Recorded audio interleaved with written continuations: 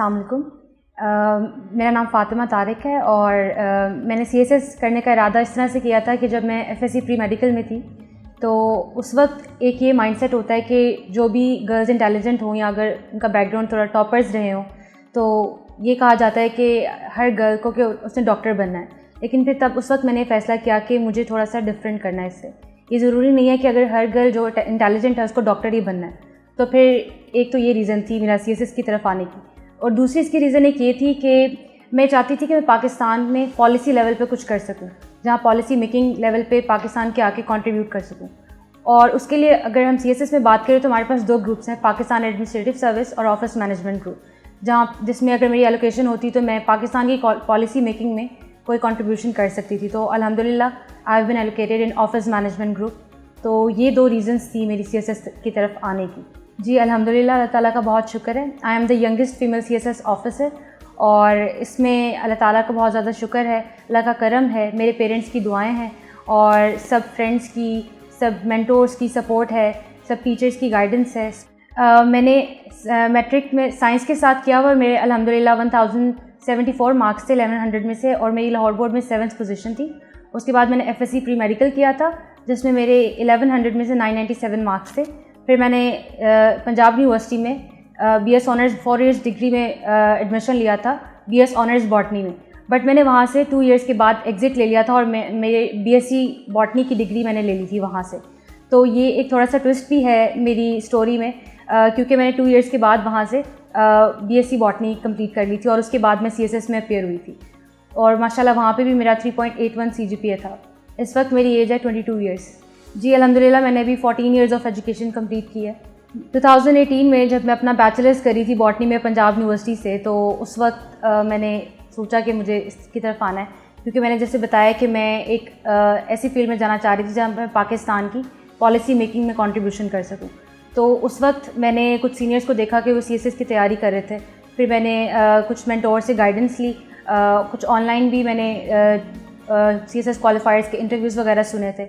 तो उस वक्त फिर मैंने डिसीजन लिया कि मुझे CSS की तरफ आना है।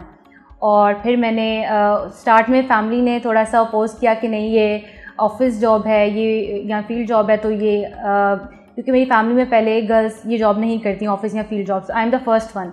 तो उस वक्त थोड़ा सा चैलेंजिंग था कि फैमिली को कन्विंस करना, लेकिन फिर अल्हम्दुलिल्लाह बाद में फैमिली ने बहुत सपोर्ट किया और अब माशाल्लाह अब तक बहुत सपोर्टिव हैं। देखिए, इसमें हम एक बात कहते हैं कि हमारी जो इकॉनमी है उसमें हमारी हाफ जो पॉपुलेशन है वो मेल्स की है and half population is of females.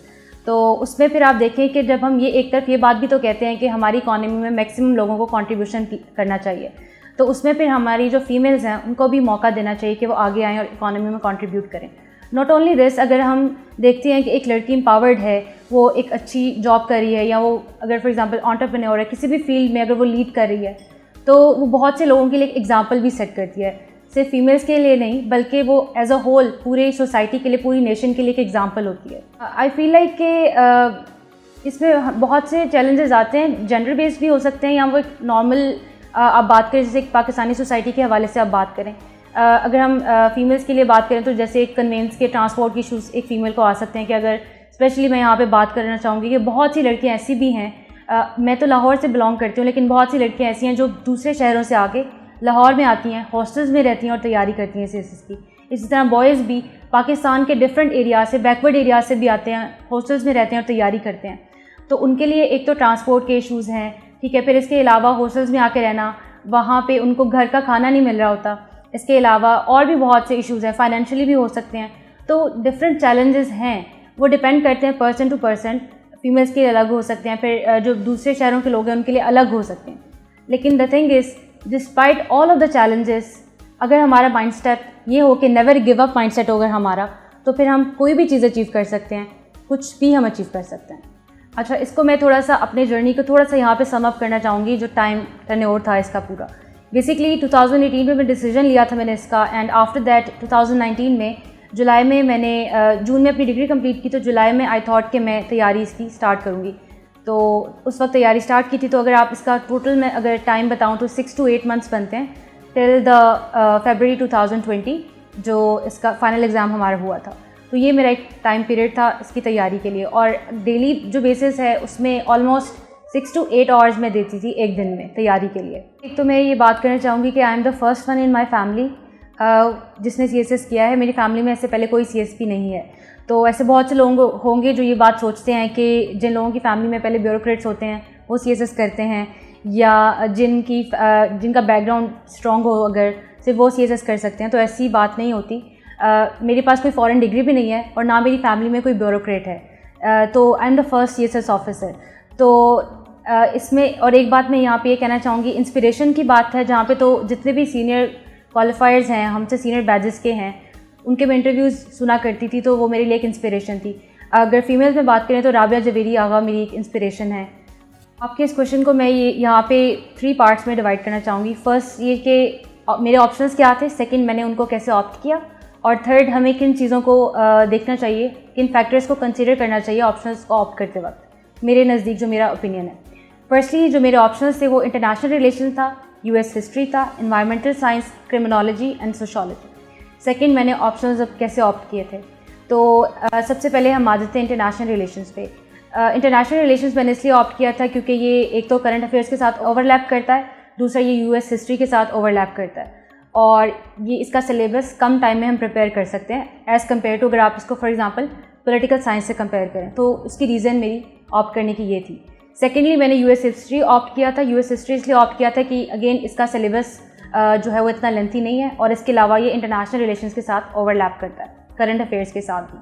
Thirdly मैंने इन्वायरमेंटल साइंस ऑप्ट किया था। इन्वायरमेंटल साइंस इसलिए ऑप्ट किया था कि मेरा बैचलर्स बॉटनी में है और उसमें मैंने इन्वायरमेंटल साइंस पढ़ी हुई थी, जिसकी वजह से मैंने इन्वायरमेंटल साइंस ऑप्ट की थी। इसके अलावा क्रिमिनोलॉजी जो है वो ऑप्ट करने की, और सोशोलॉजी, वो दोनों ओवरलैपिंग सब्जेक्ट्स हैं और उनका सिलेबस भी इतना लेंथी नहीं है, और इस वजह से मैंने वो दोनों सब्जेक्ट्स ऑप्ट किए थे। अब लास्ट पार्ट क्वेश्चन का जो ये है कि क्या चीज़ें हमें कंसीडर करनी चाहिए ऑप्शनल सब्जेक्ट्स को ऑप्ट करते वक्त, तो उसमें मेरा ओपिनियन ये है कि सबसे पहली चीज़ आप देखें कि आपका बैकग्राउंड डिग्री किस में है। सेकेंडली आप देखें कि आपका इंटरेस्ट किस सब्जेक्ट में डेवलप हो रहा है। थर्डली आप देखें कि उसमें हमारे पास उसका सिलेबस क्या, की लेंथ कितनी है, और साथ ये भी देखें कि उसके पास पेपर में क्वेश्चंस कैसे आ रहे हैं। बाय सिलेबस लेंथ यहाँ पे मैं इसलिए काउंट कर रही हूँ क्योंकि कुछ सब्जेक्ट्स ऐसे भी हैं हमारे पास जिनके 200 मार्क्स के जिनका सिलेबस है, लेकिन वो 100 मार्क्स के सब्जेक्ट अब हो चुके हैं 2016 के बाद, तो ये इंपॉर्टेंट फैक्टर है। फिर अगेन एक चीज़ हमारे पास आती है, स्कोरिंग ट्रेंड हमारे पास आता है, वो इतना मैटर नहीं करता, लेकिन वो फिर भी मायने रखता है, स्पेशली अगर स्टूडेंट्स पंजाब से हों जिनको एलोकेशन लाजमी चाहिए। फॉर एग्जांपल उनको ऐसे सब्जेक्ट्स की तरफ जाना चाहिए जैसे कि पंजाबी है या इवन पॉलिटिकल साइंस भी। और लास्ट बात मैं कहना चाहूँगी कि ऐसे सब्जेक्ट्स ऑप्ट करें जिसकी आपको अच्छी बुक्स, अच्छे मेंटोर्स, अच्छे टीचर्स और अच्छी इवैल्यूएशन अवेलेबल हो। तो यहाँ पर सबसे पहले मैं एक बात ये कहना चाहूँगी कि ये सिर्फ इंटरनेशनल रिलेशंस के लिए नहीं, ये मैंने सारे सब्जेक्ट्स के लिए फॉलो की थी।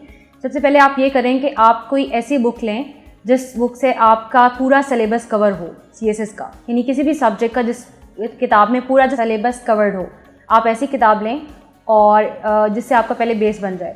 उससे आपकी जब बेस बन जाएगी, आपके कॉन्सेप्ट्स क्लियर हो जाएंगे। उसके बाद आप topic wise different books consult करें, फॉरेन ऑथर्स की हो सकती हैं, वो आप ऑनलाइन रिसर्च आर्टिकल्स भी कंसल्ट कर सकते हैं। इसके अलावा लास्टली एक जो पार्ट बहुत से स्टूडेंट्स समटाइम्स इग्नोर कर देते हैं, अपने MCQs को प्रिपेयर करने के लिए भी एक स्पेशल एक किताब लें उस स्पेसिफिक सब्जेक्ट की, ताकि आप वो MCQs भी अच्छे से प्रिपेयर कर सकें। अल्हम्दुलिल्लाह इन्वायरमेंटल साइंस में मेरा 78 मार्क्स हैं अल्हम्दुलिल्लाह, और मेरा CSS 2020 में हाईएस्ट मार्क्स हैं। और इसमें अगेन इसमें मेरी ये स्ट्रैटेजी थी कि पहले आप उस सब्जेक्ट की बेस बनाएं, उसके बाद आप टॉपिक वाइज इस मटेरियल को सर्च करें, MCQs को सेपरेट आप टाइमिंग दें, ठीक है। और लास्टली एक बात और इम्पॉर्टेंट भी है यहाँ पर कि हर सब्जेक्ट को तैयार करते वक्त हमारे टीचर्स हमें कहा करते थे, मैंने उनसे 2019 का जब रिज़ल्ट आया था एक बात पूछी थी कि क्या चीज़ ऐसी है कि जो रिटन में स्कोर स्टूडेंट्स का ज़्यादा आता है, या कौन लोग रिटन ज़्यादा क्वालिफाई करते हैं। तो उन्होंने मुझे एक बात कही थी कि जो राइटिंग प्रैक्टिस ज़्यादा करते हैं, मैक्सिमम करते हैं, उनका स्कोर ज़्यादा आता है। उस दिन से फिर मैंने अपनी राइटिंग प्रैक्टिस जो है उसको मैक्सिमम कर दिया था। तो आप अपनी राइटिंग प्रैक्टिस को मैक्सिमम करें, चीज़ें लिख के अपने मेंटोर से एवेल्युएट कराएं, टीचर्स को चेक करवाएं। जितना ज़्यादा आप ये करेंगे आपकी राइटिंग प्रैक्टिस स्ट्रॉन्ग होगी, और इसके अलावा आपको पेपर प्रेजेंटेशन स्किल्स भी आपकी उतनी ज़्यादा अच्छी होंगी, जो कि सबसे इम्पॉर्टेंट पार्ट है हमारे रिटन पार्ट का। अल्हम्दुलिल्लाह मेरे क्रिमिनोलॉजी में 71 मार्क्स हैं, और अगेन ये CSS 2020 में हाईएस्ट मार्क्स हैं मेरे क्रिमिनोलॉजी में। और इसकी ये मेरे इस क्रिमिनोलॉजी के लिए मैं एक ये बात बताना चाहूँगी स्पेशली कि एक तो ये कि अगेन बेस बनाएं, उसके बाद टॉपिक वाइज सर्च करें मटेरियल। और एक लास्ट बात इंपॉर्टेंट ये है ऑप्शंस के लिए कि हम ये करते हैं कि हमारे पास हमने ऑप्शन की बुक्स ले ली और उसमें से हम प्रिपेयर करते हैं चीज़ें, बट एक और इम्पॉर्टेंट बात यह कि हम अपने हर ऑप्शनल का भी करंट अफेयर्स अपने पेपर्स में लिखें। यानी आपका जो ऑप्शनल सब्जेक्ट है उसकी करंट डेवलपमेंट्स क्या हो रही हैं। आप करंट अफेयर्स इस तरह से है कि यानी क्रिमिनोलॉजी के लिए फॉर एग्जांपल पुलिस रिफॉर्म्स पे जो लेटेस्ट आर्टिकल्स आ रहे हैं आप उनको उठा के उनमें से चीज़ें पेपर में कोट करें। फिर इसी तरह डिफरेंट क्राइम से रिलेटेड जो चीज़ें हैं, लेटेस्ट आर्टिकल्स आ रहे हैं, लेटेस्ट न्यूज़ जो चल रही हैं, क्रिमिनोलॉजी की एज अ सब्जेक्ट जो डेवलपमेंट्स चल रही हैं उसको पेपर में ऐड करें। क्रिमिनोलॉजिस्ट जो फेमस दुनिया के हैं या उनके आप स्टेटमेंट्स आती हैं, जो स्पीचेस आती हैं, उनको एज कोटेशंस अपने पेपर में यूज़ करें, डिफरेंट फैक्ट्स फिगर्स को यूज़ करें। यही अप्रोच आपको हर सब्जेक्ट के लिए करनी है।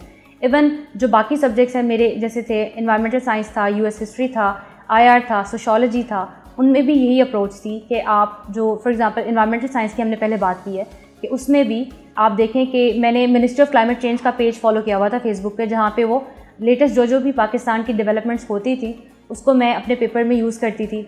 और हमारे जो पीएम हैं उनकी स्टेटमेंट्स को मैं उनकी स्पीचेस को अपने कोटेशंस के तौर पर यूज़ किया करती थी अपने पेपर में।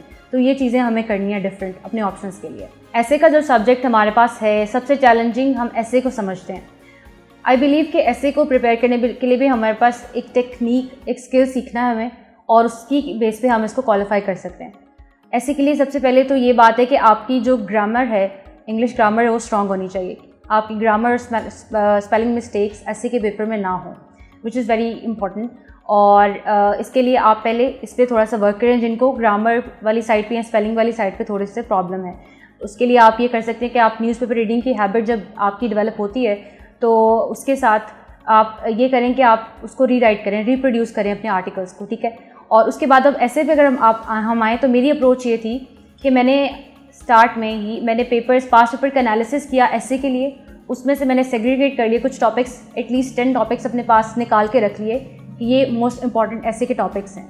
उसके बाद पे मैंने उन पे वर्क करना शुरू किया, उस पर फ्रेश अपना मटेरियल कंटेंट निकाला, रिसर्च की, और मैंने उसके लिए फैक्ट्स फिगर्स इकट्ठे किए। मैंने उसके लिए डिफरेंट मेरे पास कोटेशंस इकट्ठी की। इसके अलावा जो कंटेंट है न्यूज़पेपर के डिफरेंट आर्टिकल से निकाला, कुछ और जगहों से बुक्स वगैरह से निकाला। तो बेसिकली वो जो 10 टॉपिक्स थे वो मेरे बहुत अच्छे से प्रिपेयर हो गए थे। अगर उस पर किसी भी डायमेंशन से टॉपिक आता तो मैं उसको हैंडल कर सकती थी। और ऐसे के लिए एक और यहाँ पे एक इम्पॉर्टेंट बात मैं ये कहना चाहूँगी कि हमें कभी भी ऐसे नहीं करना चाहिए कि हम ऐसे पहले से उसको रट्टा लगा के चले जाएँ और उसको जाके अटेम्प्ट करें। आपके पास एक नॉलेज बैंक होना चाहिए, उस नॉलेज बैंक को आपने यूज़ करना है पेपर वाले दिन, और उस वक्त आपने उस नॉलेज को रिप्रोड्यूस करना है उस तरीके से जिस तरह से, अगर आपको टाइटल जिस तरह से आया हुआ है उसके मुताबिक उसको मोल्ड करके, आउटलाइन को, एसे को, चीज़ों को मोल्ड करके और उसको असेंबल करके फिर अपना ऐसे अटैम्प्ट करें ताकि वो एक फ्रेश ऐसे लगे। यही चीज़ फिर आपको क्वालिफाई कराएगी ऐसे। आई बिलीव कि हमारे लिए अगर हम हर सब्जेक्ट को उसकी इम्पोर्टेंस एक इम्पॉर्टेंट सब्जेक्ट के तौर पर हैंडल करके हर एक को अलग अलग टाइम देंगे तभी हम अच्छा स्कोर कर सकते हैं। प्रेसी के पेपर की जहाँ पे बात आती है तो जो प्रेसी का पेपर हमारे पास है उसमें आप देखें, मेरा ये मानना है कि उसमें आप हमारे पास जितने उसके क्वेश्चंस हैं हर पोर्शन को आपने अलग अलग प्रिपेयर करना है। आपने प्रेसी के लिए अलग टाइम निकालना है, उसको प्रिपेयर करना है, उसकी पहले बेस बनाएं, उसके रूल्स को अंडरस्टैंड करें, उसकी प्रैक्टिस करें, उसको फिर सीखें उसमें जब तक आप एक्सपर्ट नहीं हो जाते। फिर कॉम्पोजिशन को टाइम दें, फिर आप प्रेपोजिशन को टाइम दें। इसी तरह आप जो बाकी हमारे पास पोर्शन हैं, pairs of words, idioms, synonyms, antonyms, translation, her portion को अलग अलग करें। और इसके अलावा एक ये चीज़ भी मैं मानती हूँ प्रेसी के पेपर के लिए कि आपका जो पेपर अटैम्प्ट करने की तरीका है कि आपने जब प्रेसी का पेपर अटैम्प्ट करना है तो आपने उसमें देखना है कि आपको क्या चीज़ पहले ज़्यादा अच्छी आती है, उसको आप पहले अटैम्प्ट करें, रादर देन कि आपने प्रेसी से ही पेपर का स्टार्ट लेना है। या आप ऐसा करें कि जो पोर्शन आपको ज़्यादा अच्छा आता है वो पहले अटैम्प्ट करें। अब मेरी तरफ से आपके लिए 2 मैसेजेस हैं। एक मैसेज तो मेरा ये है आप सबके लिए कि देखें कि ये पाकिस्तान हमारा है, हम सब ने मिलकर इसके लिए कंट्रीब्यूट करना है।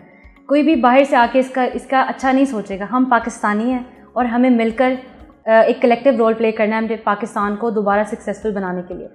और सेकंड मैं ये मैसेज देना चाहूँगी कि आप चाहे पाकिस्तान के जिस भी एरिया से बिलोंग करते हैं, चाहे आप कश्मीर से हैं, चाहे आप गिलगित बल्तिस्तान से हैं, आप फाटा से हैं, आप KPK से हैं, आप बलूचिस्तान से हैं, सिंध से हैं, साउथ पंजाब से हैं, आप जिस भी पोर्शन से हैं, आप जहाँ से भी हैं, आप अगर CSS करने का इरादा करते हैं तो आप कर सकते हैं। और वो कहते हैं ना, हिम्मत मर्दा मदद खुदा। तो जब आप हिम्मत करते हैं, आप एफ़र्ट करते हैं तो अल्लाह ताला खुद ही आपकी मदद करने लग जाते हैं। और इसके अलावा एक लास्ट बात ये कहना चाहती हूँ कि इस पूरे जर्नी में आपको एक तो पेशेंस चाहिए, दूसरा आपको हार्ड वर्क चाहिए। लेकिन इस पूरे जर्नी में इसके साथ आपको कुछ ऐसे टाइम भी आता है जब आप थोड़ा सा डिप्रेशन में या थोड़ा सा एंग्जाइटी वाले फेज़ में और थोड़े से डिसअपॉइंटमेंट में चले जाते हैं। उस वक्त आपको दोबारा खुद को मोटिवेट करना, आप खुद सेल्फ मोटिवेशन भी कर सकते हैं। आप इसके अलावा आपका कोई फैमिली मेम्बर या फ्रेंड्स में से कोई आपको अगर मोटिवेट करे, ये भी आपका सोर्स ऑफ मोटिवेशन हो सकता है। या आप जो क्वालिफाइड CSS ऑफिसर्स हैं उनका इंटरव्यू सुन के भी मोटिवेशन ले सकते हैं। कोई भी जो चीज़ आपके लिए वर्क करती है, या आप किसी मोटिवेशनल स्पीकर को सुन सकते हैं, तो वो मोटिवेशन आपने दोबारा से उसको अपने अंदर लेकर आना और दोबारा से एफर्ट करनी है until you achieve your goal. और ये सिर्फ CSS के लिए नहीं है, ये लाइफ में कहीं भी अगर आप हैं, कुछ भी अचीव करना चाहते हैं तो आप कर सकते हैं और इंशाल्लाह आप करेंगे। मेरी दुआएं आप सबके साथ हैं, फ्यूचर के CSS ऑफिसर्स। नोआ इज़ अ फैमिली। नोआ एक बहुत अच्छा इंस्टीट्यूट है, बहुत की बेस्ट एकेडमी है नोआ CSS की तैयारी के लिए। और नोआ is more like a family. और यहाँ पे जब हम आते हैं तो यहाँ पे ऐसे लगता है कि जब सारे टीचर्स, सारा स्टाफ ऐसे जैसे एक फैमिली की तरह है। तो नोआ is very good institution CSS की तैयारी के लिए। जब मेरा इनके साथ इंटरेक्शन हुआ, इन्होंने बहुत अच्छा हर चीज़ के बारे में गाइड किया एंड अल्हम्दुलिल्लाह I am very much blessed कि एक बहुत अच्छा प्लेटफॉर्म है CSS एस्पिरेंट्स की गाइडेंस और मेंटोरशिप के लिए।